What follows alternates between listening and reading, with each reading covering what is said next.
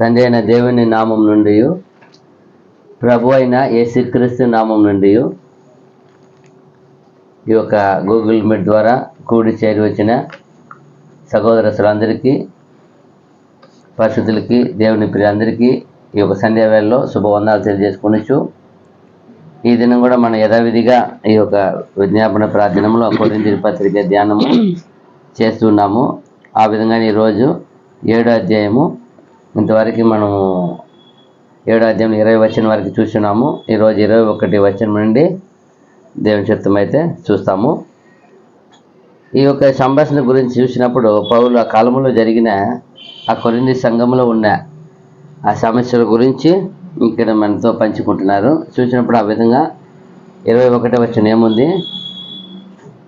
7 కొరింథీ పత్రిక 1 కొరింథీ 7వ అధ్యాయం 21వ వచనము.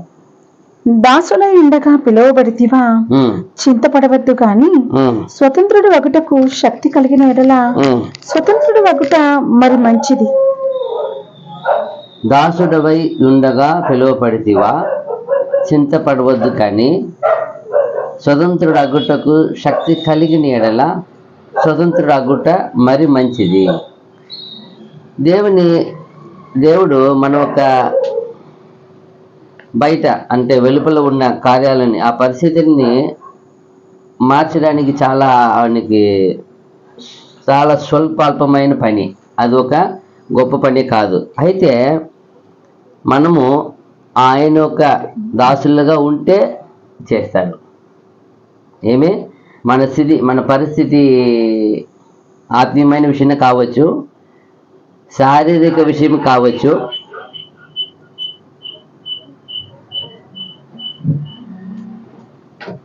అది ఏ పరిస్థితి అయినా సరే, అది వెలుపల కానీ లోపల కానీ. అయితే మన పరిస్థితిని అన్నీ ఆయన చక్కగా మార్చి సరి చేయగలుగుతాడు, చక్కపరచగలుగుతాడు. అయితే మనము అది ఆయనకు గొప్ప విషయమే కాదు, స్వల్ప విషయమే. అయితే మనము ఆయన దాసులుగా ఉంటే, ఆయన ప్రియులుగా ఉంటే, చక్కగా చూసినప్పుడు దేవుడు మనల్ని విడిపించేది, మనల్ని ఆయన ఒక రక్షించేది ఆయన చిత్తమే.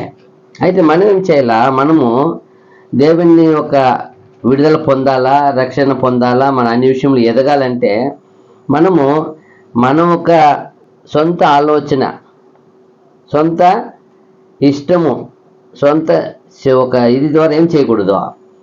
మన పరిస్థితిని మనం మార్చడానికి ప్రయత్నించకూడదు. మన పరిస్థితి మనం చేసుకోకూడదు. మనమే సొల్యూషన్ వెతుక్కోకూడదు.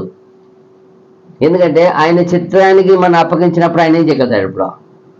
ఇప్పుడు ఎగ్జాంపుల్, మన జీవితానికి మనకు సరిపోయినది, మనకి సంతోషకరమైనది, మనకు మహిమగా ఉండేది, మనకి ఏది మంచిదో అని మనకంటే ఎవరికి ఎక్కువ తెలుసు? దేవుడికి బాగా తెలుసు. అప్పుడు ఆయన ఇష్టం, ఆయన చిత్త ప్రకారం ఇస్తే, ఆయన చిత్తానికి అప్పగిస్తే, ఒక చిన్న విషయం చెప్తాను. ఒక పిల్లోడు ఒక అంగడికి వెళ్తూ ఉన్నాడు. అమ్మ ఎప్పుడు రోజు తోడుకొని వచ్చేది కాదు, అప్పుడే కొత్తగా వెళ్తాడు. ఎవరు మా అబ్బాయి అంటే, మా బాబు సార్. అవునా, చాలా బాగున్నాడే, ఫస్ట్ వచ్చినాడు మా అంగడికి, చాక్లెట్ తీసుకోపా అని డబ్బా ఇచ్చినాడు. డబ్బా చూపిస్తే ఆ పిల్లోడు ఎత్తుకోలే. ఎంతసేపు అయినా ఎత్తుకో అంటే ఎత్తుకోవాలి, కమ్మని ఉన్నాడు. లాస్ట్కి ఆ షాపు ఓనర్ చేయనందుకు ఎత్తి ఇచ్చినాడు. తీసుకొని వచ్చేసినాడు. తీసుకొని వచ్చిన మమ్మీ అడిగినేమరా, ఆయన అన్నిసార్లు చెప్తున్నారు కదా, నువ్వెందుకు చాక్లెట్ ఎత్తుకోలేదని. అప్పుడు ఏం చెప్పినాడు ఆ పిల్లోడు? నా చెయ్యి చిన్నది కదా మమ్మీ, నేను ఎత్తుకుంటే 4 వస్తుంది, నా చెయ్యి ఎత్తుకుంటే 4, 5 వస్తుంది. అంకుల్ చెయ్యి ఎంత పెద్దది కదా, ఎంత బాగా ఎత్తిచ్చినా ఇప్పుడు 10, 15 దాకా వచ్చింది కదా, అదిదా. అప్పుడు మనము కోరుకునే ఆశీర్వాదానికంటే దేవుడిచ్చే ఆశీర్వాదం ఎలా ఉంటుంది? ఎక్కువగా ఉంటుంది. మన ఆలోచన మనకు ఎంత మాత్రం అనిపిస్తుంది? తక్కువనే అనిపిస్తుంది. మనకి ఏదైనా అది గొప్పగా మన దృష్టిగా అనిపించవచ్చు, అయినా దేవుని దృష్టికి ఎలా ఉంటుంది? అది అల్పముగా ఉంటుంది. అందుకంటాడు, మీరు ఏదైనా మీ యొక్క జీవితంలో జరగాలన్నా ఆయన దాసులుగా ఉంటేనే. అది చెప్తున్నాడు. దాసుడవై ఉండగా పిలువబడితివా, చింతపడవద్దు కానీ స్వతంత్రుడు అగుటకు శక్తి కలిగిన ఎడల స్వతంత్రుడు అగుట మరి మంచిది కదా. అప్పుడు మంచిదే మనకి దేవుడు సిద్ధపరిచాడు, ఆ మంచిది ఇస్తానని పిలిచాడు. అప్పుడు మనం ఏం చేయాలా? అదే అంటాడు ఇక్కడ పౌలు అందరికీ, మీరేం చేయాలి? దేవుని చిత్తానికి అన్నీ ఏం చేయాలా? అప్పగించుకోవాలా. మీకు విరోధం ఏం చేయకూడదు. దేవుని విరోధంగా మనం మాట్లాడి, విరోధంగా మనం చేసేది, ఆయన వేచి ఉండగా ఆయన చిత్తాన్ని మనం మనం కనిపెట్టాలా.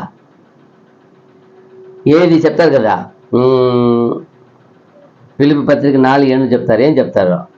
ఏది రమ్యమైనవో, ఏది ఖ్యాతి కలవో, ఏది పవిత్రమైనవో, ఏది మాన్యమైనవో వాటిని ఏం చేయమంటున్నారు? గట్టిగా పట్టుకోనమంట. నేను వచ్చే వారికి పట్టుకొని ఉండు. అప్పుడు మంచిది మనం ఎందుకు చేయాలంటే, ఏది ఇప్పుడు మనకి మాత్రం దేవుడు ఎంత మంచి విషయాన్ని ఇచ్చాడు, అప్పుడు మనం కూడా మనలో నుండి ఏం చేయాలా? మంచి విషయాన్ని ఇవ్వాలి కదా. అది చెప్తాడు. మనకి ఏది చాలా మంచివో, ఏది మనకి ఘనత వచ్చేదో, ఏది మనకు మహిమగా ఉండదో, మనకంటే ఆయన ఎరుగుతాడు, దాన్ని పరిపూర్ణంగా ఇచ్చాడు. అప్పుడు మనం ఏం చేయాలా? మనం ఎప్పుడు దేవుని ఒక మాట ప్రకారము, దేవుని వాక్య ప్రకారం జాగ్రత్తగా నడవడానికి మాత్రమే మనం గమనంగా ఉండాలా. మన గమనికి ఎక్కడ ఉండాలా? ఒక నావికుడు ఒక వాహనం నడిపేవాడు, ఒక డ్రైవర్ కారు నడిపేవాడు. వాళ్ళు ఏదైనా వాళ్ళ కెరీర్ ఉండవచ్చు, కానీ వాళ్ళు ఒక చూపు ఎక్కడ ఉండాలా? వెళ్ళే మార్గం మీద ఉండాలా. మార్గం మీద ఉండకపోతే ఏమైపోతుంది? వాళ్ళు పక్కన మాట్లాడుకోవచ్చు, మాట్లాడతాను తిరిగి వాళ్ళని చూసి మాట్లాడలేము. మాటలు నోటి మాట్లాడితే వినే చెవి ఉంటుంది. వాళ్ళని చూపు ఎక్కడ ఉండాలా? మార్గంలో ఉండాలా. ఏది రోడ్డు మీద ఉండాలా డ్రైవింగ్ చేసే వాళ్ళకి. అలాగే మన క్రైస్తవ జీవితం అనేది మన యావత్తు పరిస్థితిని దేవుడికి అప్పగించాలా. అదే అంటారు ఆయన, దాసుడు ఉండగా పిలువబడితేవా? అది అవును. మన దేనికి పిలువబడామో? మన క్రీస్తు దాసులుగా పిలువబడితేమి. అప్పుడేం చేయాలా? స్వతంత్రుడు కంటే ఇది లోకంలో ఉండి మనం ఏం చేశారు? ప్రభు వచ్చి ఏం చేశారు? లోకంలో ఉండే పాపం నుండి, శాపం నుండి, మరణం నుండి ఏం చేశారు? మనల్ని స్వతంత్రంగా చేశారు కదా. ఇంకా మనం కూడా అలాంటి లోకం నుండి ఏం చేయాలా? లోక పాపం నుండి ఏం చేయాలా? స్వతంత్రం అవ్వాలా. అందుకంటే కదా ఎప్పుడంటే సులువుగా చిక్కులు పెట్టే పాపం మనం ఏం చేయకూడదు, విడిచిపెట్టి అంటారు. అప్పుడు ఏం అర్థమో? చాలా సులువుగా వచ్చేసి మనం ఏం చేయాలి? వాటిని విడిచిపెట్టాలా. అదే అంటారు ఇక్కడ. మనం అయితే చాలా సందర్భాల్లో మన జీవితంలో ఏర్పడే ప్రతి పరిస్థితి కూడా ఒక్కొక్కసారి మనకు పాఠాలు నేర్పిస్తుంది. కొన్నిసార్లు మంచి అవకాశాన్ని కల్పిస్తుంది. పాఠాలు నేర్పించినప్పుడు ఓపికతో నేర్చుకోవాలా. అవకాశం కల్పించినప్పుడు ఏం చేయాలి? వాటిని ఉపయోగించుకోవాలా. అవకాశం ఉన్నప్పుడు దేవుడే అన్ని విషయం కల్పిస్తాడు. మనకి శోధన వస్తుంది. శోధన వచ్చినప్పుడు ఏం చేయాలా? సాత్వికంగా ఉండాలా. అవకాశం వచ్చి మంచి స్థితి ఎదగాలంటే ఎదగాలి. అప్పుడు అవకాశం వచ్చినప్పుడు మంచి స్థితిని కల్పిస్తాడు. శోధన వస్తుంది.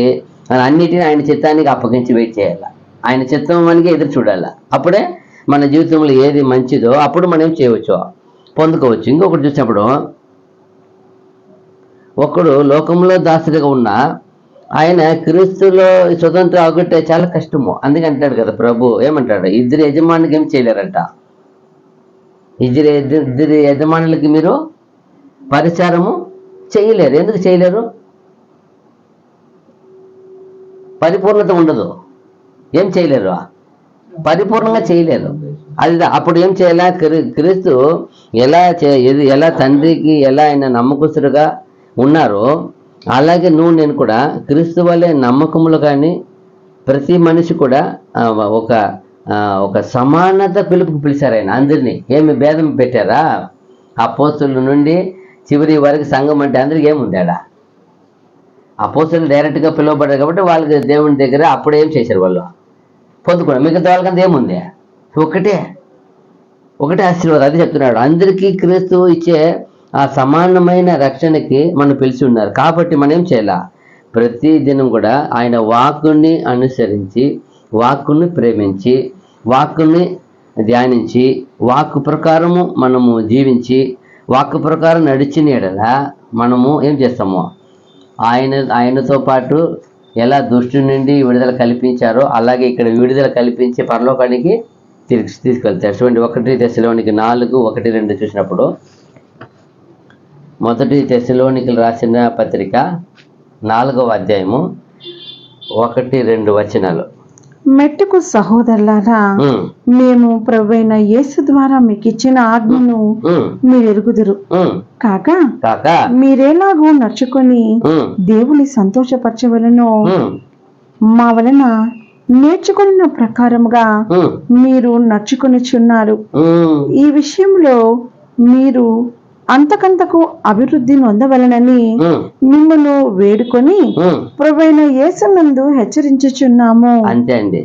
ఎంత బాగా చెప్తా చూడు. ఏమంటా, మీరు మా వలన నేర్చుకొనిన ఏమన్నారు? ప్రకారముగా. మా వలన నేర్చుకుని ప్రకారముగా మీరు నడుచుకొనిచున్నారు. అదిదా మా వల్ల నేర్చుకునే ప్రకారంగా. ఆ రోజు అయితే సంఘంలో అలా ఉండే ఈ రోజు మనలో ఉండేది ఎలా ఉంది? ఎన్నో నేర్చుకున్నాము. నేర్చుకుని కొంతకాలం తర్వాత ఆయన అంటే ఆయన ద్వారా నేర్చుకున్నప్పుడు ఎంత ఆనందపడ్డాము. 20 ఏళ్ళ ముందు, 25 ఏళ్ళ ముందు. ఈరోజు ఆయన అంటే ఎక్కడ వచ్చింది అది? అలాంటి మనసు రావచ్చా? అది ప్రభు మనసేనా? అది ప్రభుకు ఉండే ఐక్యతలో ఉండే, ప్రభుతో పాటు ఉండే ఆ ఒక ఐక్యత వెళ్ళిపోతుందా? అది చెప్తున్నాడు. ఏమంట, మా వలన నేర్చుకొనిన ప్రకారముగా. చదవండి. మెట్టుకు సహోదరులారా, మేము ప్రభువైన యేసు ద్వారా మీకు ఇచ్చిన ఆజ్ఞను. ఎంత బాగా చెప్తా చూడండి ఈ సేవకుడు. మేము ప్రభువైన యేసు ద్వారా మీకు ఇచ్చిన ఆజ్ఞను మీరు ఎరుగుదురు. ఎవరి దగ్గర పొందుకొని ఇచ్చారు? ఆయన యేసు ద్వారా అని చెప్తున్నారు. ఆయన ఆత్మ ద్వారా, ఆయన దగ్గర ఆయన ఆత్మ ఇచ్చారు, ఆయనకి అభిషేకించారు ఆయన్ని. ఆ అభిషేకం ద్వారా అదే చెప్తారు. ప్రభు వలన పొందిన వాటిని మీకు మేము ఇచ్చి ఉన్నాము కాగా మీరు ఎలాగో నడుచుకొని దేవుని సంతోషపరచవలెనో మా వలన నేర్చుకున్న ప్రకారముగా మీరు నడుచుకొనిచున్నారు. అదిదా మా వలన నేర్చుకునే ప్రకారంగా ఆయన ఇచ్చాడు. ఆయన ఇచ్చి ఈయన ఏం చేశారు? ఈయన వాళ్ళకి ఇచ్చారు. ఇది ఏమవుతూ ఉంటుంది? ఒకరొకరు ఏమవ్వాలి? ఇది ట్రాన్స్ఫర్ అవుతూ ఉండాలి. అదిదా ఈ విశ్వాసం అనేది, అదిదా ఈ రక్షణ అనేది, అదే ఈ సత్యం అనేది. ఏదో మనలో పుట్టింది ఎవరు? ఊట. అది ఆయనలో ఉండే వెలుగు మనకు వచ్చింది, ఆయనలో ఉండే ఊట మనకు వచ్చింది, ఆయనలో ఉండే మాట మనకు వచ్చింది, అన్ని ఆయనతో వచ్చింది.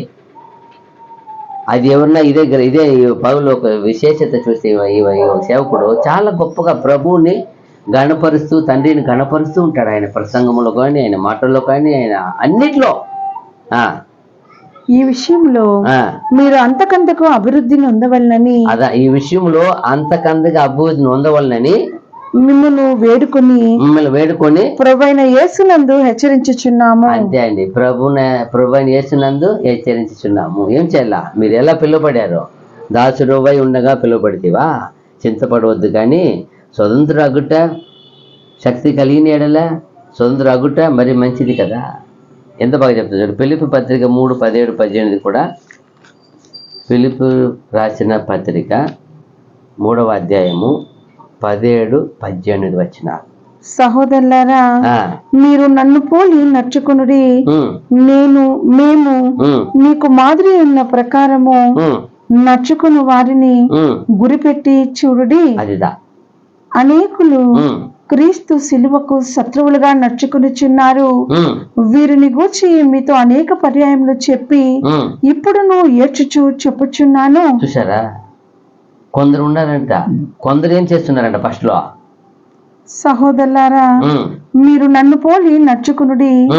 మేము మీకు మాదిరి ఉన్న ప్రకారము నడుచుకుని వారిని గురిపెట్టి చూడుడి. అంతే. కొందరు చూడండి, మమ్మల్ని పోలి నడుచుకోండి.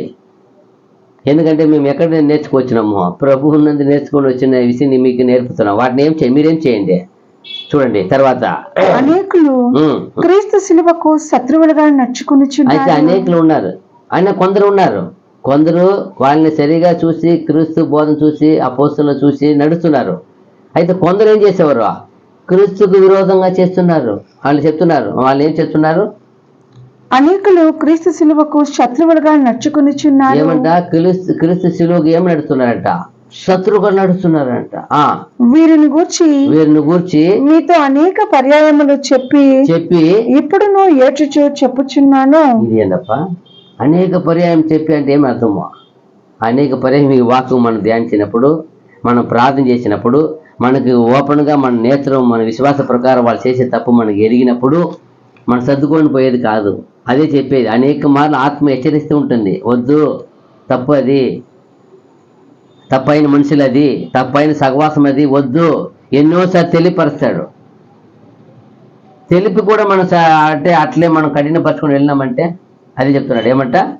అనేక పర్యాయము మీకు నేను వాళ్ళ గురించి ఇప్పుడు ఏడ్చుచు చెప్పుచున్నాను. ఏడ్చుచు చెబుతున్నాడంట. వాళ్ళని ఏం చేయండి, జాగ్రత్తగా వాళ్ళని ఏం చేయండి మీరు. వీరిని గూర్చి మీతో అనేక పర్యాయములు చెప్పి ఇప్పుడును ఏడ్చుచు చెప్పుచున్నాను. చూడు, వాళ్ళ గురించి అనేక పర్యాయం చెప్పారంట. జాగ్రత్తగా ఉండండి అటు వాళ్ళతో. కొందరు ఉన్నారు కీర్తి శిలువకు విరోధంగానే చేస్తారు క్రియ. అది ప్రతి వాళ్ళ క్రియ అది క్రీస్తు శిలువకు ఆదాయంగా ఉందా, విరోధంగా ఉందా, నష్టంగా ఉందా? అదే మనం గమనించాలి. అదే మనకి ఇచ్చిన ఒక స్వాతంత్రం. అదిదా స్వతంత్రం ఒకటి ఏది కాదు. ఏమి వాళ్ళు చేసే క్రియ ఏదో ఉంది. వినేది విశ్వాస ప్రకారము ఉందా? వినినది, ఒప్పుకున్నది, తీర్మానించినది ఆ ప్రకారం వాళ్ళ క్రియ ఉందా? లేదా క్రీస్తు శిలువకు విరోధంగా ఉందా? చాలామంది విరోధంగా జీవించినా కూడా తెలిసి తెలియనట్టు ఎరిగినట్టు అది ఎంత బాధ కలిగిస్తుంది దేవుణ్ణి. పరిశుద్ధాత్మకి ఫస్ట్ దేవునికి, దేవుని సంఘానికి, సమాజానికి, నీ సొంత రక్షణకి ఏమైపోతుంది? అప్పుడు జాగ్రత్త లేదా? అది చెప్తున్నాడు ఇక్కడ. 1 పేతురు 5:10 కూడా. 1 Peter 5:10. 1 పేతురు 5వ అధ్యాయము 10వ వచనము.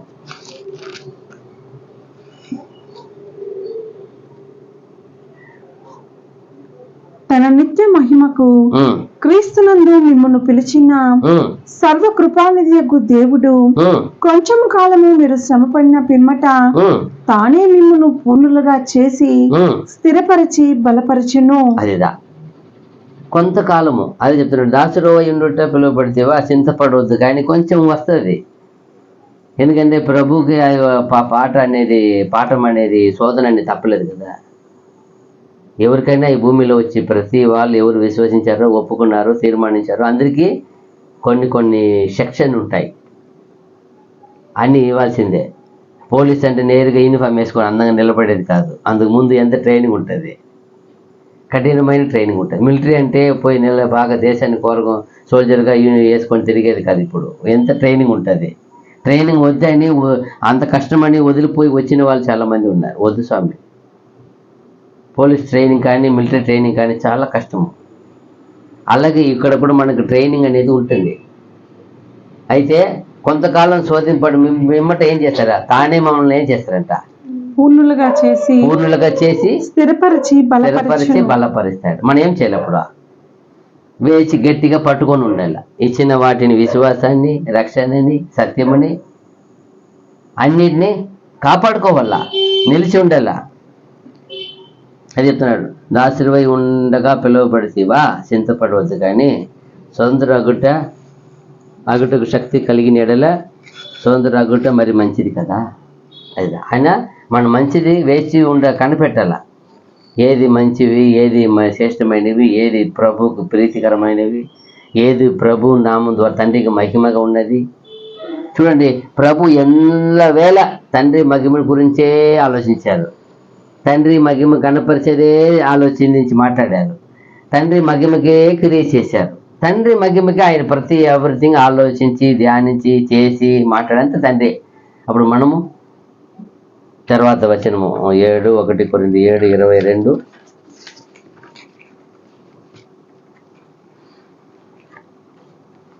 ప్రభునందు పిలువబడిన దాసుడు ప్రభు వలన స్వాతంత్రము పొందినవాడు.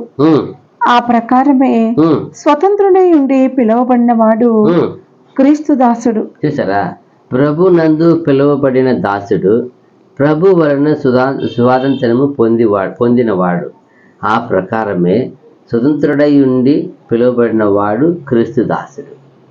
ఇక్కడ ప్రభు నందు పిలువబడిన ఒక ఒక దాసుడు అంటే ఆయన చూడండి, అంటే ప్రభు వల్ల ఏం చేయబడ్డాడు, విడుదల పొందిన ఒక దాసుడు. అలాగనే ఆ పిలువబడిన విషయమే చూపుతున్నారు, రెండు కూడా పిలిపే ఉంది. అయితే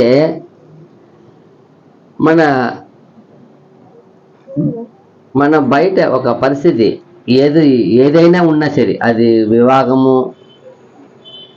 అయిన వాడుగా ఉండవచ్చు, వివాహం లేని వాడుగా ఉండవచ్చు, సున్నతి పొందిన వాడుగా ఉండవచ్చు, సున్నతి పొందకపోయిన వాడుగా ఉండవచ్చు, బానిసగా కొన్ని విషయంలో దాసులుగా అయిపోయి ఉండవచ్చు.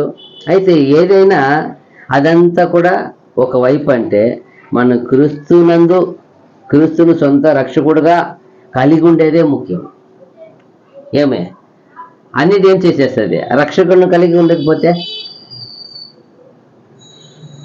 అయితే చూసినప్పుడు ఒకటే ముఖ్యమంటాడు ఈ పౌలు గారు రాసినప్పుడు, మీరేమి ప్రభునందు పిలువబడిన దాసుడు, ప్రభు వలన స్వాతంత్రం పొందినవాడు, ఆ ప్రకారమే స్వతంత్రై ఉండి పిలువబడిన వాడు క్రీస్తు దాసుడు. అప్పుడు ఏదైనా ఎవరికి ఏముండాలా, ఎవరికి ఉండాలా, క్రీస్తుకు దాసుడిగా ఉండాలి. అది ఆయన ముఖ్యంగా కోరుకుంటున్నాడు. ఆయన చెప్పేది అదే, మనం క్రీస్తుకు సొంతముగా క్రీస్తును అంగీకరించిన, క్రీస్తును మనం ధరించి ఉండేదే, క్రీస్తును మనము ఆయనలో పాటు పాలు పంపుకునేదే ముఖ్యమంట. వేరేది మన జీవితం గొప్ప కాదంట. క్రీస్తుని కలిగి ఉండే, ఎందుకంటే ఆయనలో ఏముంది, ఆయనలో సర్వం ఉంది, ఆయనలో లేనిది ఏముంది, ఆయనలో సకల ఆశీర్వాదం ఆయనలో పెట్టాడు. రక్షణ అయినా, మరణం నుండి విడుదలైనా, జీవమైనా, మరి ఏవైనా సమస్తము ఎవరు అన్నీ ప్రభునందు. అదే చెప్తున్నాడు ఈ సేవకుడు. ఏది ముఖ్యం కాదన్న మన జీవితంలో, ప్రభుని రక్షణ కలిగి ఉండే ఒక్క విషయమే అంట గొప్పది. అంటే ఇక్కడ దాసుడు అనే మాట చూసినప్పుడు లోకంలో వేరే విధంగా చూస్తారు, లోకంలో వేరే విధంగా వాడతారు. ఎలా వాడతారు? దాసుడు అంటే అతను కూర్చోవాలా, లేయాలంటే వేయాలా, పోవంటే పోవాలా, ఇది దాసుడుగా. ఆయన ఏం చెప్పినా యజమానికి లోపడి పనిచేసే దాసుడు. అయితే ప్రభువులో వచ్చినప్పుడు వేరే విధంగా ఉంది. ప్రభువులో ఎలా చెప్తారంటే, ప్రభువు ఉండేది ఆయన ప్రేమ, ఆయన కరుణ, ఆయన నీతి, ఆయన సత్యము, అదిదా మనకిచ్చేదంట. ఇక్కడ వచ్చి అలాంటిది కాదు. దాసుడు అంటే అక్కడ లోకంలో ఉన్న ప్రకారము అలా ఎక్కడైనా అపోస్తులతో ఉన్నారు కదా, ఎక్కడైనా అపోస్తులతో సేవ చేసుకున్నారా, సేవించుకున్నారా? ఎలా ఉన్నారు వాళ్ళు? ఎలా ఉన్నారు ప్రభుత్వంలో ఉన్నప్పుడు? ఎలా ఉన్నారు? అందుకు అడుగుతారు కదా యోగాన్ శిష్యులు వచ్చి, ఏమి ప్రభువా మీ శిష్యులు ఉపవాసం చేయరు, మీ శిష్యులు ఈ మరి చేయనప్పుడు ఏం చెప్తారు ప్రభు? అతను తనతో ఉన్నప్పుడు వాళ్ళకేమి, పెళ్లి కుమారుడు పక్కన ఉన్న తోడి పెళ్లి కొడుకు ఏం లేదు, ఎలాంటిది అవసరం లేదంటారు. అప్పుడు ఎన్ని ఎవరు భరిస్తున్నారని నాకు చెప్తున్నారు. అక్కడ నేనున్నాను కదా, వాళ్ళ నిమిత్తం సమస్తం భరించేదానికి నేను ఉన్నప్పుడు వాళ్ళకి ఏమి, అతనితో వాళ్ళు పెళ్లి కుమారుడు అతనితో ఉన్న వరకు వాళ్ళు ఎలా చేస్తారు? అతనికి ఎత్తపడే కాలం వస్తుంది, అప్పుడు వాళ్ళు ఏం చేస్తారంట, అప్పుడు చేస్తారు. ఇక్కడ కలిసి చూడవచ్చు. అప్పుడు ఏమి అర్థం ఇక్కడ చూసినప్పుడు, బానిస అంటే లోకరీతిగా, దాసుడు అంటే వాళ్ళకి లోబడి వాళ్ళ కాళ్ళు చేయి పట్టుకోవడం, మొక్కడము ఇలా చేసి కాదు. ఇది లోకము. ప్రభువులు అట్ట కాదు. ప్రభువులో ఉండే గుణాన్ని ధరించుకునేది దాసుడు. ప్రభులో ఉండే నీతిని, ప్రభులో ఉండే కరుణని, ప్రభులో ఉండే రక్షణని, ప్రభులో ఉండే సత్యాన్ని మనం చేసేది ధరించుకుంటే. ఎలా అలా ధరించుకున్నాక ఎలా ఉన్నారు అపోస్తులు? ఆయనతో ఏమైనా కొదవ కలిగి ఉన్నారా? ఏమైనా ఆయన దగ్గర చేయి కట్టుకొని ఉన్నారా? లేదా వాళ్ళు ప్రభు కాళ్ళు కడిగారా? ఇవన్నీ ఎవరు చేశారు? ప్రభు చేశారు. అందుకంటారు, తండ్రి, యోహాను సువార్తలు 17వ అధ్యాయంలో చెప్తారు కదా, తండ్రి నువ్వు నాకు లోకం అనుగ్రహించిన వీరు, మనం ఎలా ఏకమై ఉన్నామో వీరును మనతో కూడా ఏమవ్వాలంట. అదిదా ప్రభు ప్రేమ, అదిదా ప్రభు దాసుడు అంటే ఏదో కాదు. ప్రభు దాసుడు అంటే ప్రభువులో ఉండే సమస్తమును పంచుకునేది. ప్రభులో ఉండే, ఇప్పుడు చూడు, ప్రభులో వాళ్ళు ప్రభులో ఉండే ఆ సత్యాన్ని పంచుకున్నారు. ప్రభువుకు రావాల్సిన ఆశీర్వాదం కూడా వాళ్ళు ఏం చేయబోతున్నారు, ఇప్పుడు పంచుకుపోతున్నారు. అదిదా నీకు నాకు కూడా, అదిదా దాసుడు అంటే. ఏదో ఒక దాసుడు అంటే ఈ లోకరీతిగా ఒక కింద కాలు కింద పనిచేసేది కాదు. ఈ ప్రభుకి ఇక్కడ కూర్చునేది కాదు. ఇక్కడ ఉండే వాళ్ళ యజమాని ఇక్కడ కూర్చోలేము. ప్రభు తట్ట కాదు. ప్రభు సింహాసన శ్రీనుడే అంటే ఆయన వెంబడించిన అందరూ ఆయనలాగా జీవించిన అందరికీ ఏముంది? సింహాసనం ఉంది. అదిదా విశేషత. ఈ లోకంలో ఉన్నట్టు దాసుడు అంటే దాసుడు అనుకోకూడదండి, అలాంటివి కాదు. ఇది ప్రభులో ఉండే దాసుడు అనే మాటకి ఆయనలాగానే క్రీస్తులో ఆయన ఎలా ఉన్నాడో, ఆయన ప్రేమ కలిగి, కరుణ కలిగి, జాలి కలిగి, దయ కలిగి, నీతి కలిగి, సత్యం కలిగి, ఎలా ఆయన కలిగినంత కలిగి ధరించుకుంటాడో అదిదా ప్రభు దాసులంటే. ప్రభు చేసే పని ఏమంటారు? నాకన్నా మీరు నా మారే నేను సేవ చేశాను, మీరు సేవ చేయండి అంటారు.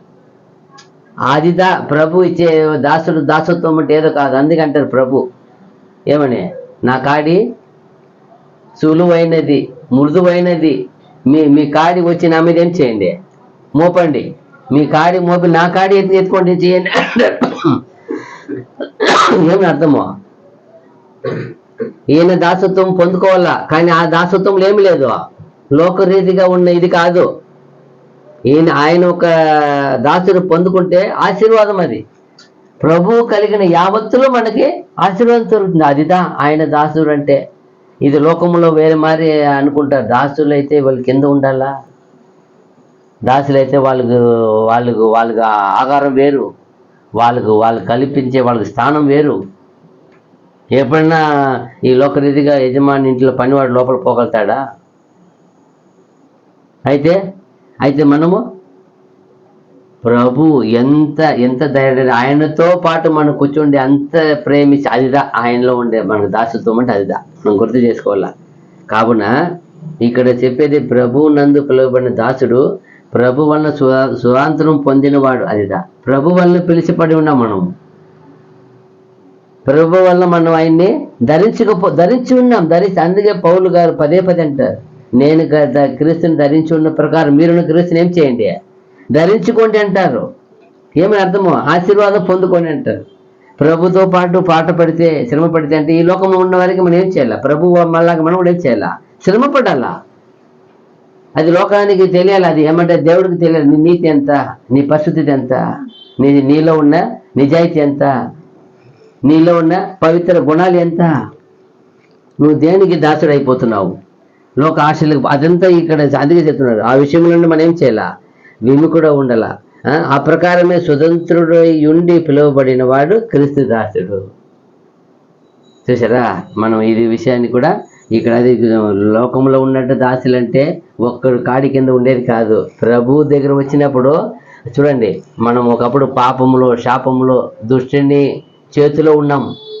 దుష్టుని సాతాను ఒక మరణం బందీపడి ఉన్నాం. మనం ఏం చేశారు? ప్రభు ఇప్పుడు స్వతంత్రంగా విడిపించాడు కదా. అదిదా ప్రభు దాసుడు అంటే ఏదో కాదు.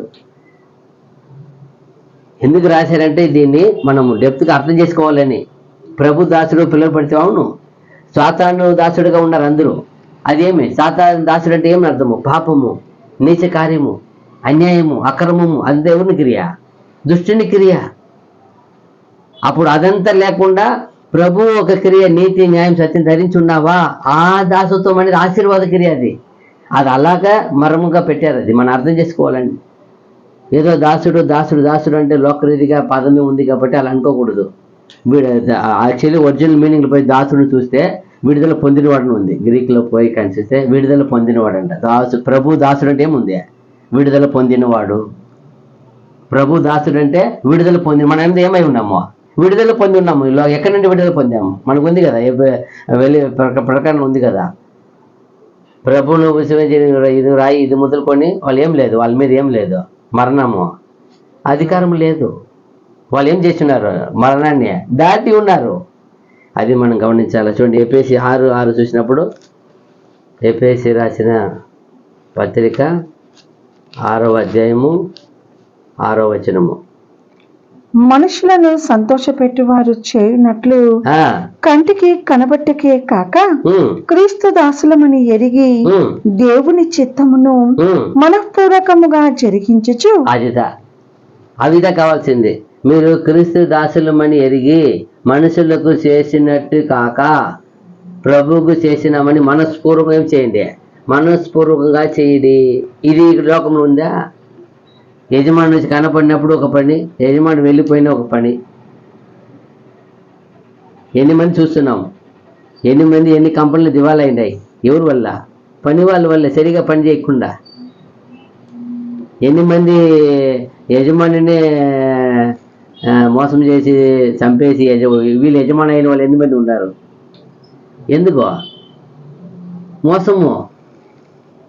అది చెప్తున్నాడు. మీరు ఎలా మనుషులకు చేసినట్టు కాక ఏమంట, మనుషులను సంతోషపెట్టువారు చేయునట్లు కంటికి కనబట్టకే కాక క్రీస్తు దాసులమని ఎరిగి దేవుని చిత్తమును మనఃపూర్వకముగా జరిగించుచు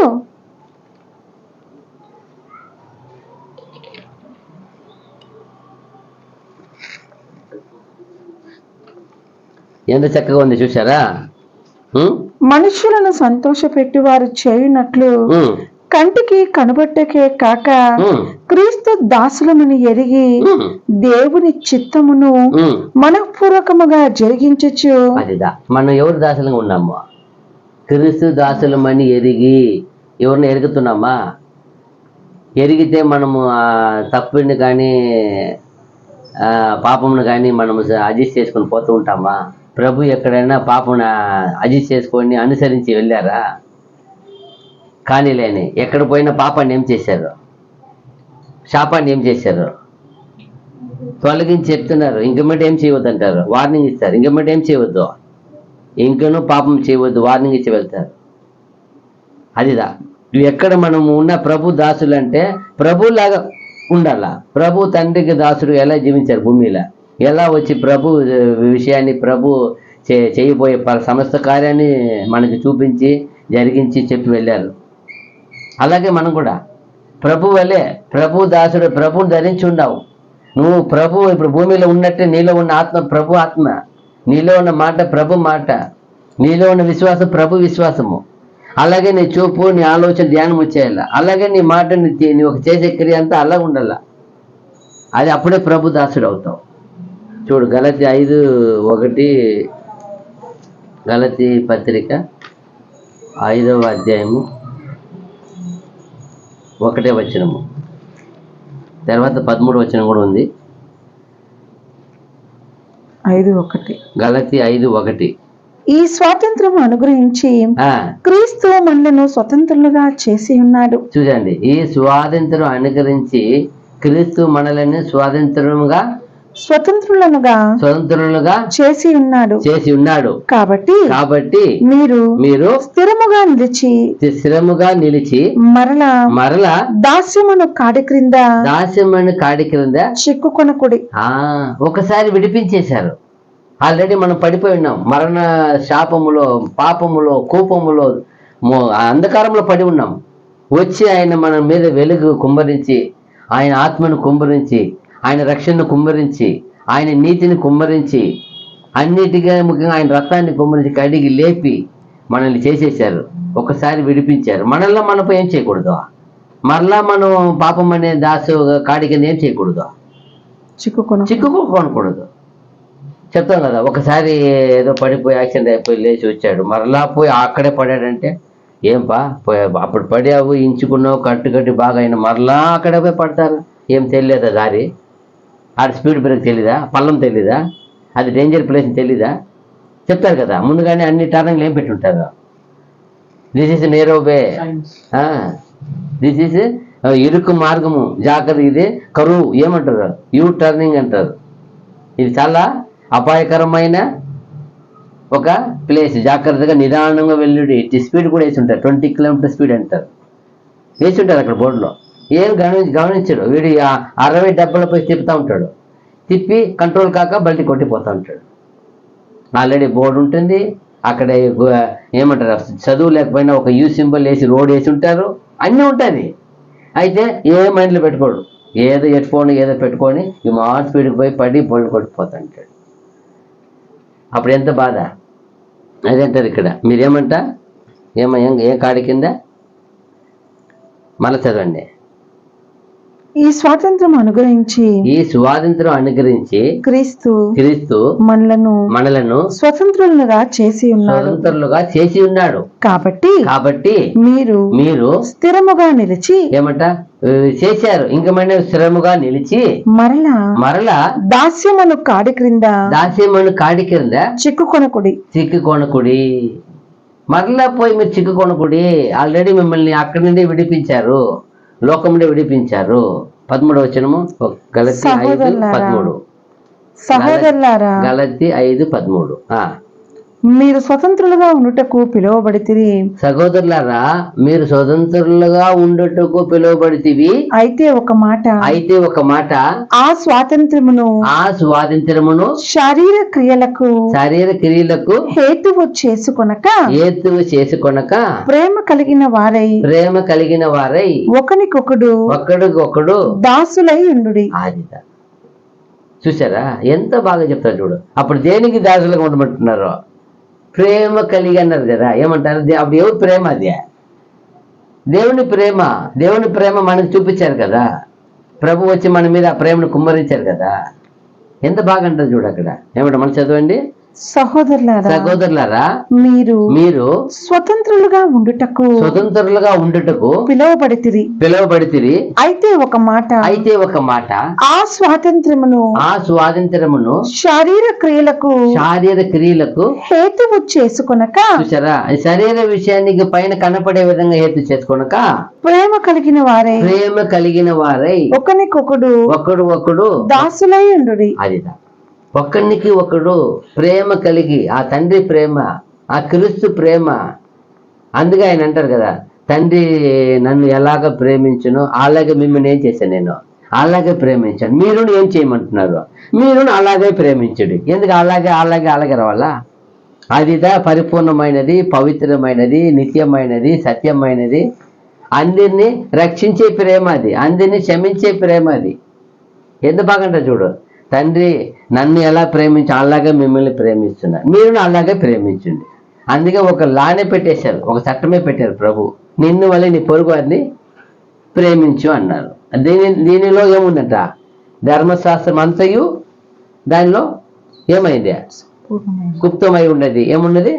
అన్ని దానిలోనే అన్ని కంప్లీట్ అయిందంట, పరిపూర్ణంగా ఉంది అంటారు. ఎందుకు చెప్పారు? ఆ ప్రేమ. అందుకే ఒక అధ్యాయం రాశారు ఒక సేవకుడు, 13వ అధ్యాయం మొత్తం ఏం రాశారు? ప్రేమ ఉప్పొంగదు, డంబముగా ప్రవర్తించదు, గర్వపడదు, ఏమే అన్యాయంలో సంతోషపడదు. ఎంత బాగా రాశారు చూడు. అది ఎవరేం చేయదు, వంచన చేయదు, తురోగం చేయదు, ఏమి చేయదు. అదిదా ఆ ప్రేమ చెప్తారు ఇక్కడ. అందరూ మీరు ఒకరినొకరిని ప్రేమ కలిగి ఏమంట?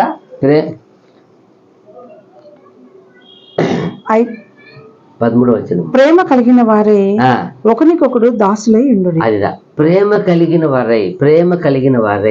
ఏ ప్రేమ? నువ్వు నేను కలిగిన ప్రేమ కాదు, దేవుని ప్రేమ. అది చెప్తారు చూడండి. 1 పేతురు 2:16 కూడా చూసినప్పుడు,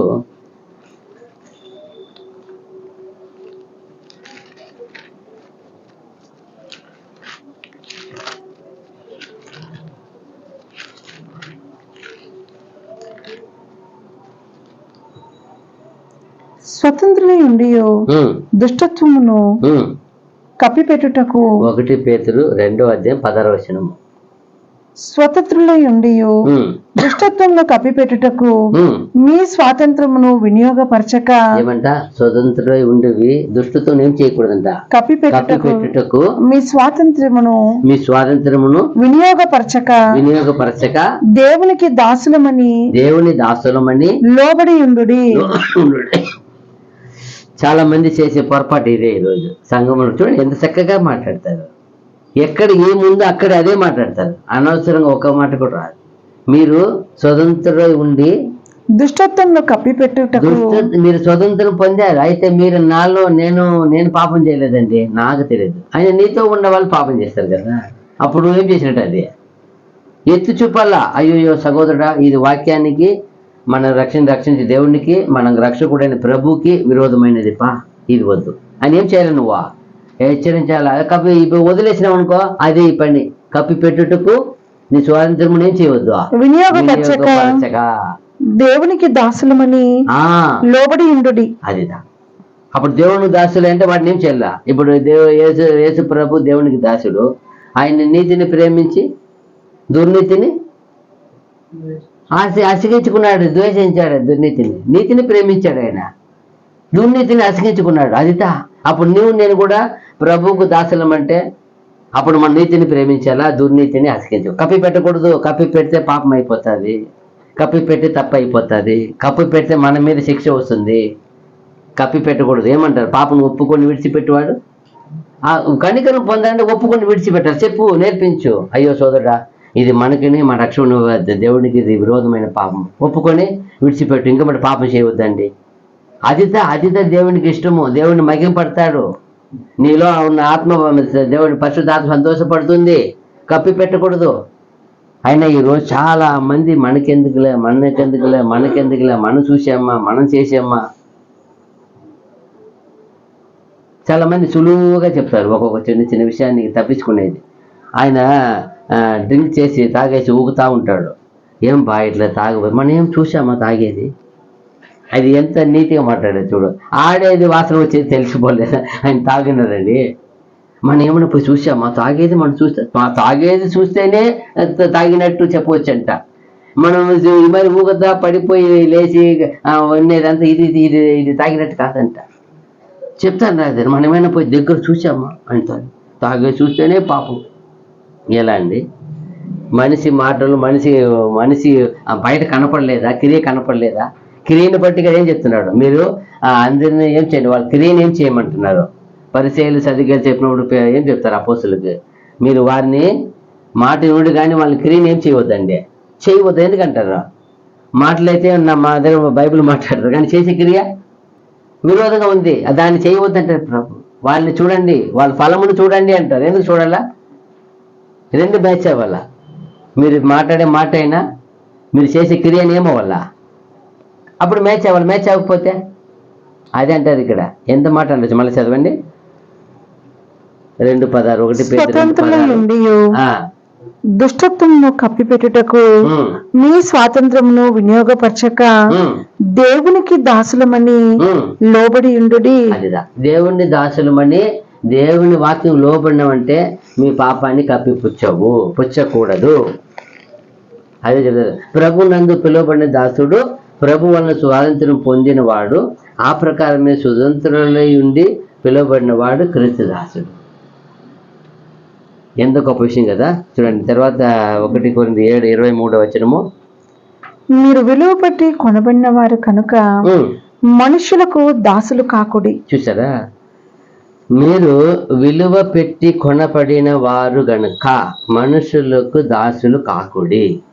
ఎంత మాట తెలుసా, ఇక్కడ విలువ పెట్టి కొనబడిన వారంటే దేని గురించి చెప్తున్నారు పౌలు? ఫస్ట్ పాయింట్, ప్రభు ఒక రత్నమును గురించి చెప్తున్నారు. ప్రభు ఒక రత్నం వలన ఈ ఒక సర్వ యుగ పరములు చెప్పవచ్చు.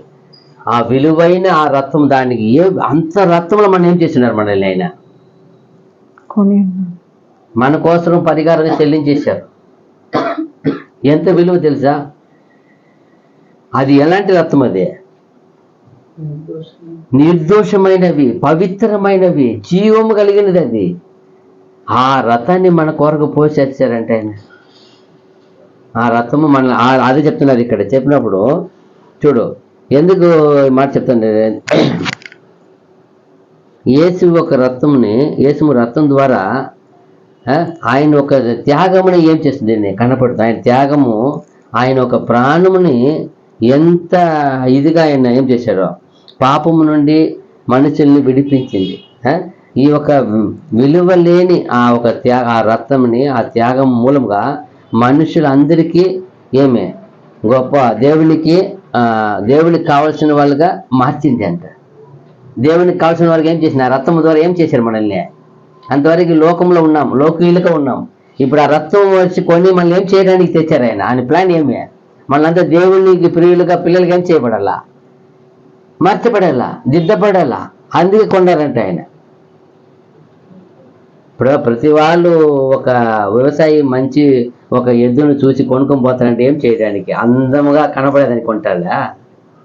ఆ ఒక ఎద్దు ద్వారా ఏం చేయబడాలి? ఆయన వ్యవసాయం చేసి గొప్పవాడికి ఎదగాలని కదా.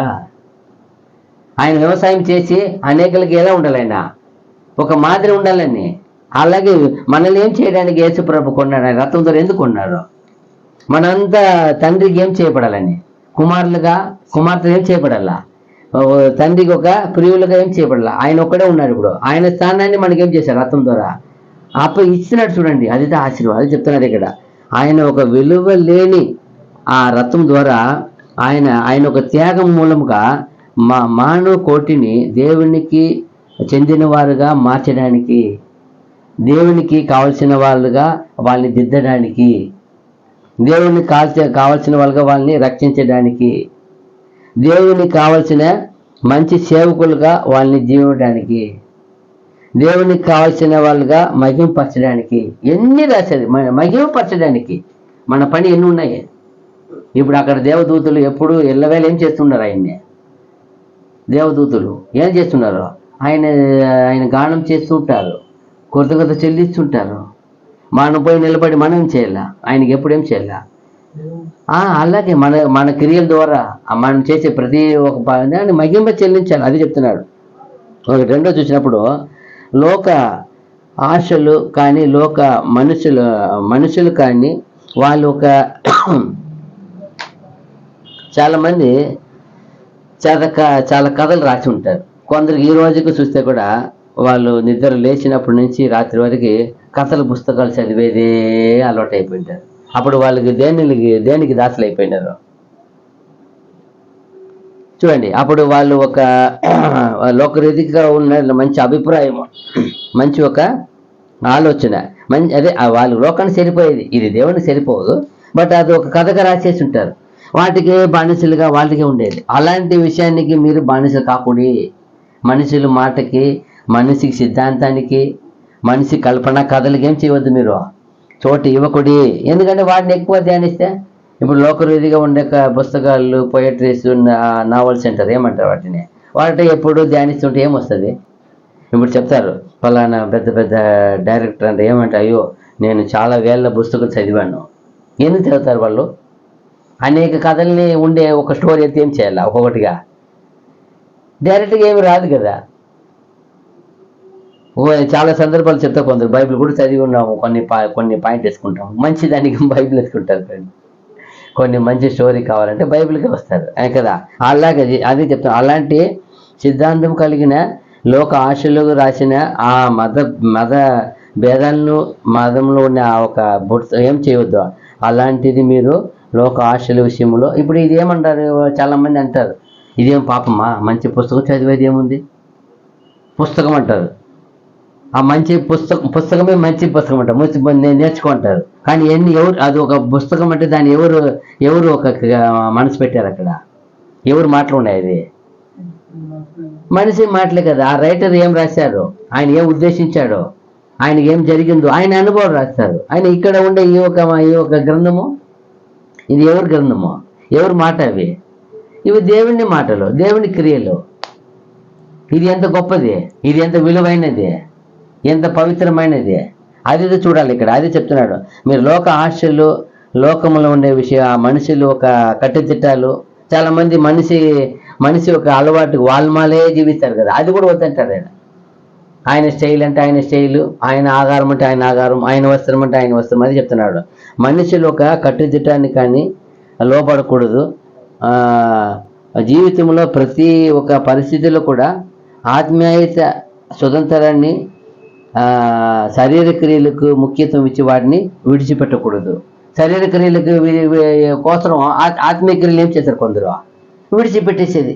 అలాంటి విషయంలో ఏ ఒక్క పరిస్థితుల్లో కూడా ఆత్మీయమైన స్వతంత్రాన్ని ఇచ్చిన దేవుడు వాటిని కొరకు ఈ లోకరీతి అయిన ఆ విషయానికి వాళ్ళని చెడిపివేయకూడదు, దాన్ని వదలకూడదు. మూడో చూసినప్పుడు లోకంలో ఉన్న ప్రతి ఒక్క వస్తువులు అంటారు, అది ఇప్పుడు అనుకునే స్మార్ట్ ఫోన్ ఉన్నాయి, ఎన్నో వాటిలో ఏం చేయకూడదు, జీవితాన్ని పాటు చేసుకోకూడదు.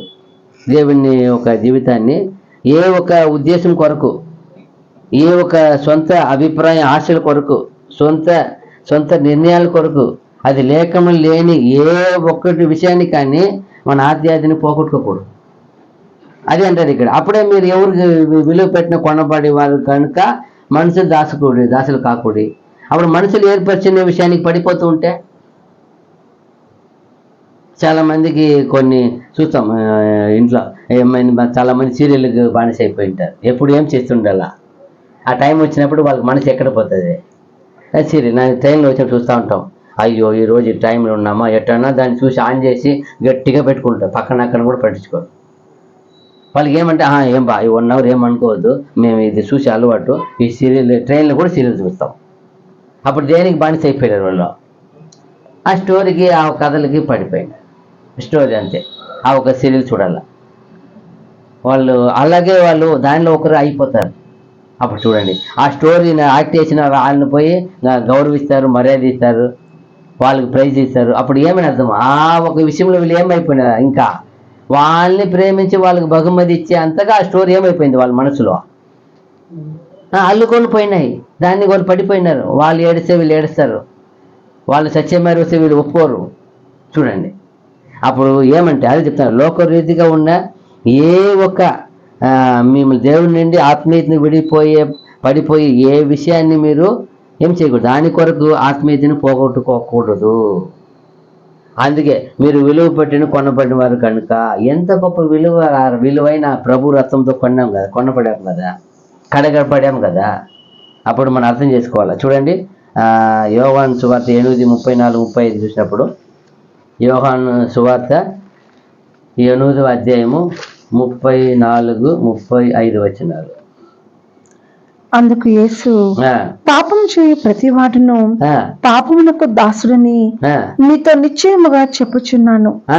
దాసుడు ఎల్లప్పుడూ ఇంటిలో నివాసము చేయడు, కుమారుడు ఎల్లప్పుడూ నివాసము చేయును. అదిదా ఏమంట, ఎంత బాగా చెప్తుంది, పాపం చేసే ప్రతి వాడును పాపమునకు దాసుడని మీతో నిశ్చయముగా చెప్పుచున్నాను. అదిదా, ఏ విషయానికి నువ్వు ప్రభువును వదిలి, ప్రభు చిత్తాన్ని వదిలి, ప్రభు వాక్యాన్ని వదిలి, ప్రభు రక్షణ వదిలి ఎప్పుడైతే ఒక ఆశకి వెళ్ళిపోతావో, నువ్వు ఏమి చేస్తావో, ఎక్కువ ఏ వస్తువును, స్మార్ట్ ఫోనా, స్టోరీలా, రీల్సా, ఏది ఎక్కువ ప్రేమిస్తావో, ఎక్కువ దేనిలో ఇంటర్ఫై అయిపోతావో, అదే చదివే కూడా కావచ్చు, ఎక్కువ దానికి ఒక టైం పీరియడ్ షాప్ ఉంది. మొదట ప్రాముఖ్యత ఎవరికి ఇస్తాము? లోకరీతిగా చదువు అనేది తప్పలేదు, పాపం కాదు. కానీ దేవుని బిడ్డలకి ప్రాముఖ్యత, దేవునికి ఫస్ట్ వాక్యానికి ఇవ్వాలి. అదే చెప్తారు ఆయన.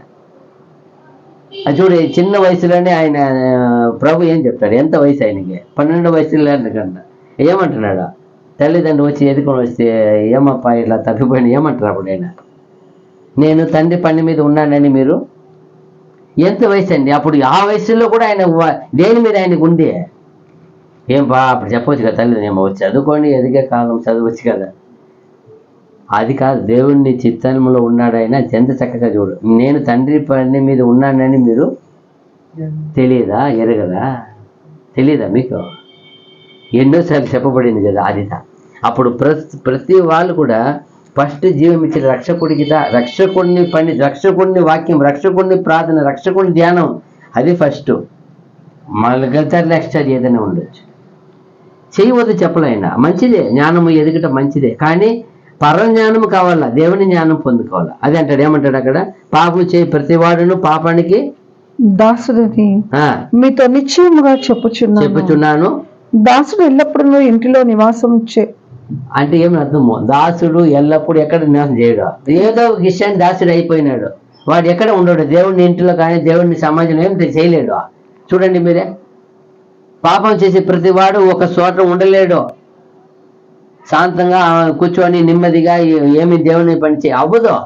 ఏదో కొంత వచ్చి మన మధ్యలో ఒక యాక్షన్ చేసి వెళ్ళవచ్చు అంతే.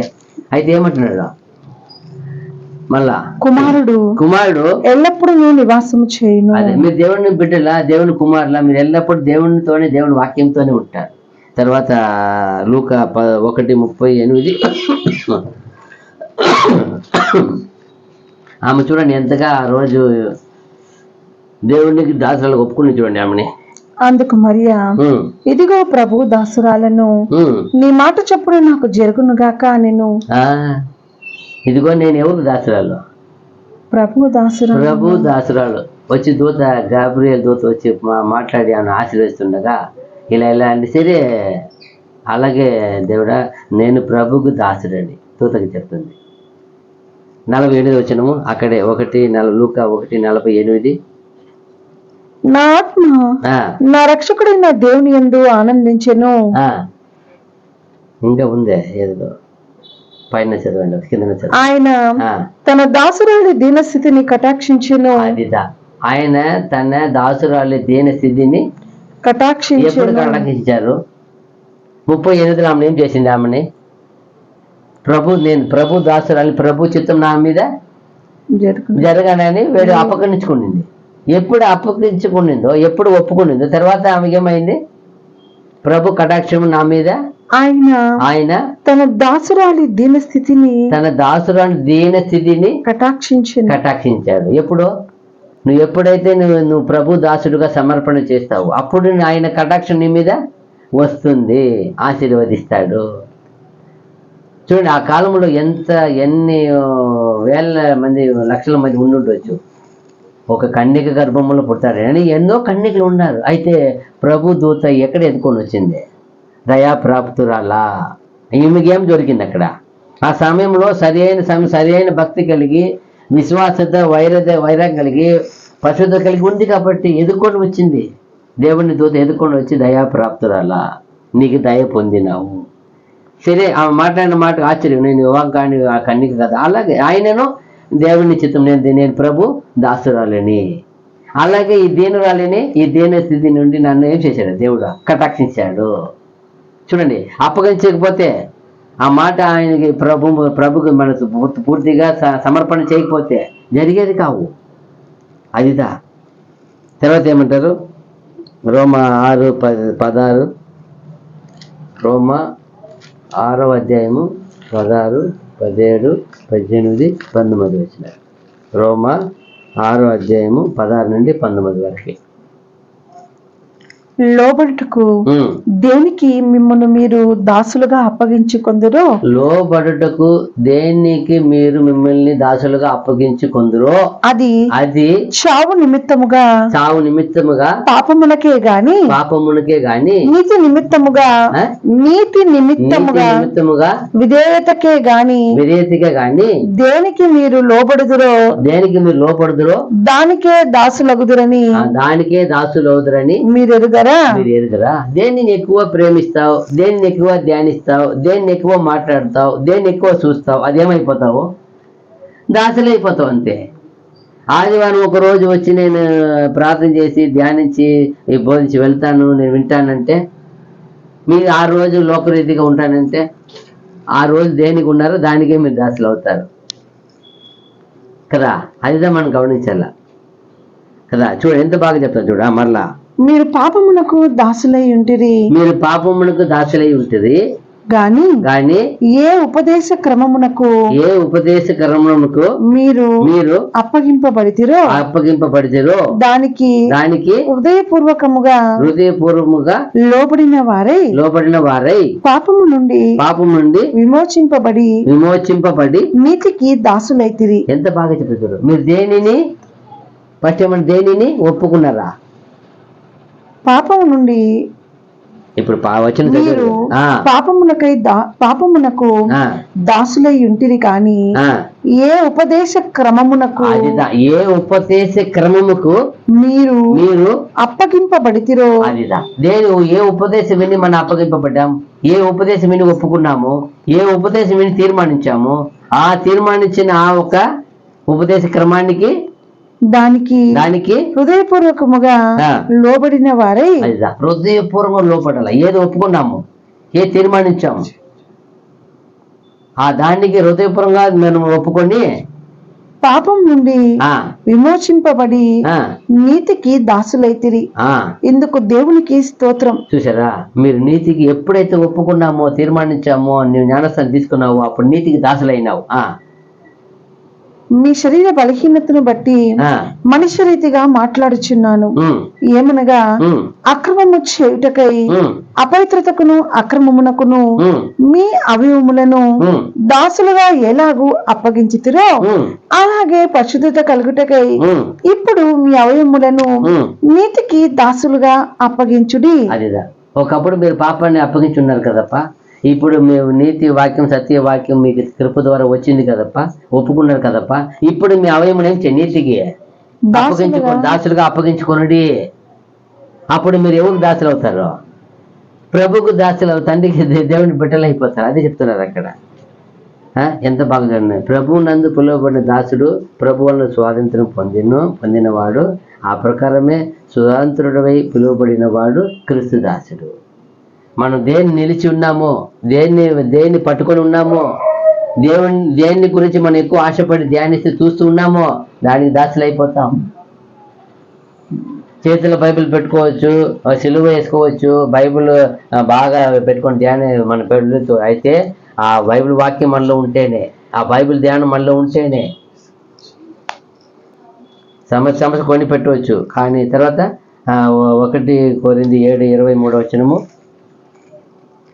అయిపోయింది. 24. సహోదరులారా, ప్రతి మనుష్యుడును ఏ స్థితిలో పిలువబడునో ఆ స్థితిలోనే దేవునితో సహవాసం కలిగి ఉండవలెను. చూసారా, మరలా అక్కడ 20లో చెప్పిన ప్రకారం మళ్ళీ వస్తున్నాను, అదే మాట రిపీట్ చేస్తారు. అయితే ఇక్కడ ఒక్క విషయం యాడ్ అయింది. సహోదరులారా, ప్రతి మనుషుడు ఏ స్థితిలో పిలువబడినో ఆ స్థితిలోనే దేవునితో సహవాసం కలిగి ఉండవలను. ఈ రాష్ట్రం ఉంది కదా, దేవునితో సహవాసం కలిగి ఉండాలా, అది వచ్చింది నెక్స్ట్ ఇక్కడ. అంటే ఏ ఒక్క సహోదరుడు కానీ దేవుని పిలువబడిన పిలుపుకు జాగ్రత్తగా తన జీవితంలో పరిస్థితి ఏదైనా సరే, అది ఎలాంటివైనా దేవుని ఒక బంధమును, దేవుని యొక్క ఆ ఒక రిలేషన్షిప్, దాన్ని ప్రధానముగా పెట్టుకొనే ముందు సాగాలంట. పరిస్థితి మారినప్పుడు మనిషి ఏమి అవుతాడో,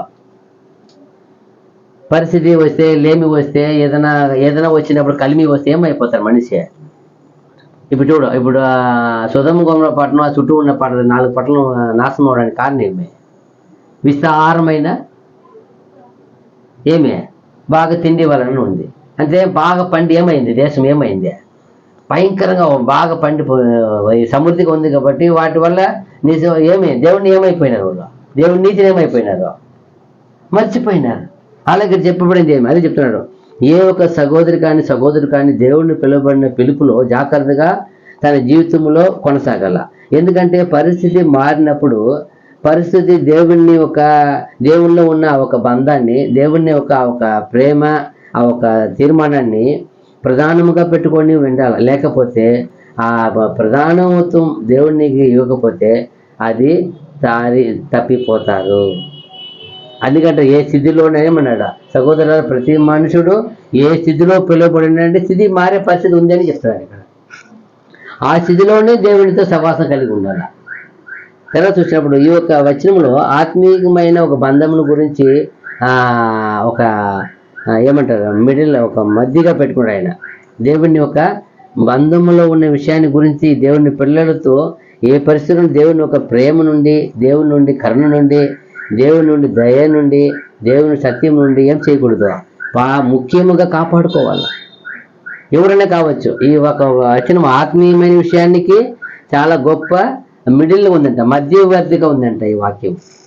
పరిస్థితి మారినప్పుడు దేవుని బిడ్డలు మారే పరిస్థితి అవుతుంది కాబట్టి దేవుని ప్రేముడు ఏం చేయకూడదు, ఆత్మీయమైన మన ఒక ఆత్మీయమైన జీవితంలో చాలా జాగ్రత్తగా నడవాలంట. ఇది అలా నడవకపోతే అది శారీరక జీవితమును కానీ ఆత్మీయమైన జీవితాన్ని ఏం చేస్తుందంట, బాధ కంటే అది ఇబ్బంది పెడుతుంది. అంటే ఆత్మీయమైన జీవితము, శరీరమైన జీవితము రెండింటిని ఏం చేస్తుందంటే అది డిస్టర్బ్ చేస్తుంది, అది ఆటంకపరుస్తుంది. ఎప్పుడు సరిగా నేను మనం దేవుని ప్రేమలో, దేవుని ఒక సత్యంలో, దేవుని మాటలో నిలిచి ఉండకపోతే ఆ ఆత్మీయమైన జీవితము పడగొట్టేస్తుంది. రెండు జీవితంలో వచ్చే ప్రాబ్లం అంతా మనం అది మనము అలాంటి చేయకుండా కాపాడుకోవాలా. తర్వాత చూసినప్పుడు దేవుని ఒక మధ్యలో, దేవుని దగ్గరలో ఎలా మార్త మరియ చూసినప్పుడు ఒక ఆమె ఏం చేసింది? మార్త ఏం చేసింది? మరి ఏం చేసింది? ఒక ఆమె ఏం చేసింది తెలీదా? దేవుని మాటని ఏం చేసింది? నియర్గా ప్రభుతో కూర్చొని ఏం చేసింది? వింటుండే. ఒక ఆమె ఏం చేసింది? ఆడ విస్తారమైన పని. అలాగే ప్రతి ఒక్క దేవుని బిడ్డలు దేవుని దగ్గర తన జీవితాన్ని నడుచుకోవాలంట, తన జీవితాన్ని అద్దుకోవాలంట, తన జీవితాన్ని. ఎందుకంటే అప్పుడు పరిస్థితి మారినా కూడా అప్పుడు మళ్ళీ ఆ ఒక విషయం మళ్ళీ ఏం చేయబడుతుందో దూరంగా పోకుండా మన ఆత్మీయతను కాపాడుకునే పరిస్థితిని అది ఏమి అంతం చేయకుండా కాపాడుతుందంట. లేకపోతే మనం దూరంగా ఉన్నామనుకో ఆటోమేటిక్గా ఏమైపోతుంది? మనల్ని దూరపరిచేస్తుంది. దేవునికి ఒప్పగించిన ఒక నిజమైన జీవితానికి ఆ ఒక ఆత్మీయమైన ఒక విషయాన్ని అది ఏం చేసి కొన్ని లాక్ చేసేస్తుంది. కొన్ని పరిస్థితి దేవుని దగ్గర రాకుండా ఏం చేసిందంట? ముడకం ఏం చేసింది? తగ్గింపు చేస్తుందంట. కొంత జీవితం పడిపోయింది. ఏం అంటే ఎప్పుడు ప్రేయర్ అంతా చేసే టైం లేదు సార్. అప్పుడు ప్రేయర్ చేసే టైం లేదంటే వాళ్ళ ఆత్మీయ జీవితం ఏమైపోయింది? అర్థము ఏమైపోయింది? పడిపోయినాయి. ప్రేయర్ చేసే టైం లేదంటే చాలా మంది చూడండి. అప్పుడు మన అర్థమైంది. అప్పుడు ఏమి అలాగే మన ఒక ఆత్మీయ జీవితము పడిపోకుండా ఉండాలంటే అది తగ్గిపోకుండా ఉండాలంటే అది ఏమే అది వేరే వాడిని ఒక అండర్కి వెళ్ళిపోకుండా ఉండాలంటే మన దేవుని దగ్గర, దేవుని సంబంధిగా, దేవునితో నియర్గా ఉండాలంట. అప్పుడు దేవునితో నియర్గా ఉండాలంటే దేవునికి ఎక్కువ ఏం కావాలా? దేవుడిని వెతుకు వారికి ఏం చేస్తాడు? ఆయన దొరుకుతాడు కదా. అది అంటాడు ఈ యొక్క రైతు చూసినప్పుడు ఆ విషయం మరి చూడు. కీర్తన 37:27 చూసినప్పుడు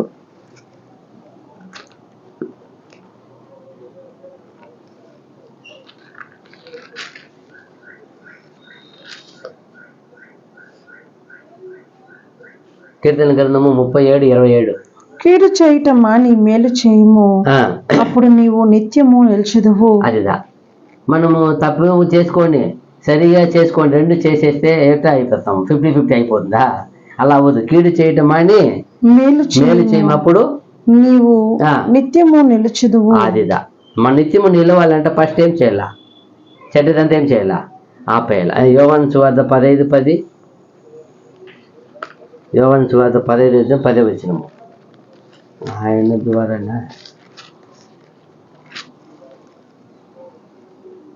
నేను నా తండ్రి ఆజ్ఞలు గైకొని ఆయన ప్రేమ యందు నిలిచి ఉన్న ప్రకారము మీరును నా ఆజ్ఞలు గైకొని ఎడల నా ప్రేమ యందు నిలిచి ఉందురు. చూసారా ఏమంట?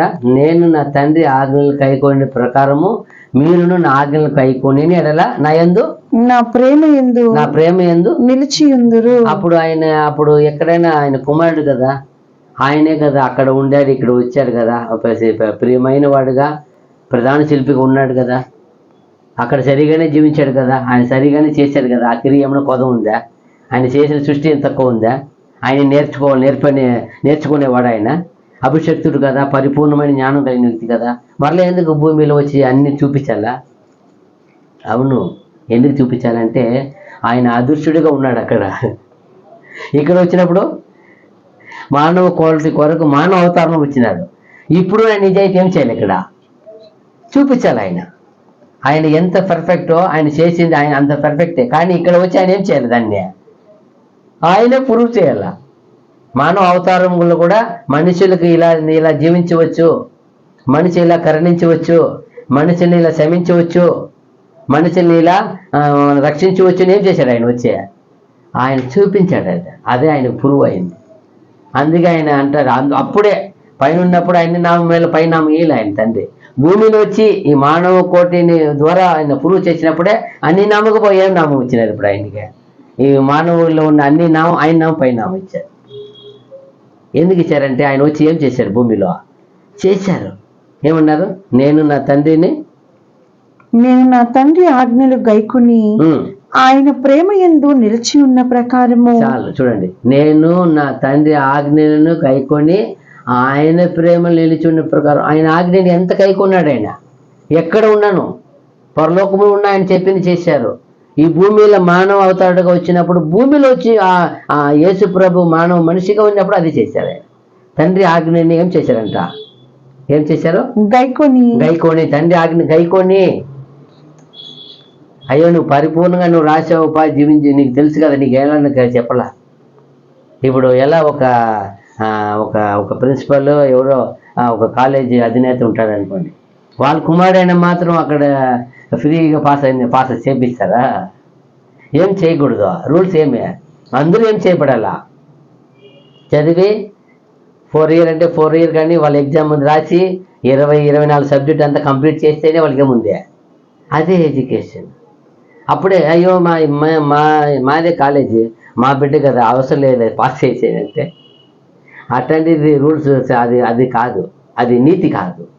అలాగే ఇక్కడ దేవుని కుమారుడు అయిన సర్వుని సృష్టికర్త ఆయన ఏ ఒక మానవుడిగా జన్మించాడో ఆ మానవ జన్మకి చేయవలసిన నీతి, న్యాయం, సత్యం ఏం చేయాలి? ఆయన నెరవేర్చాల. అలాగే నెరవేర్చారు ప్రభు.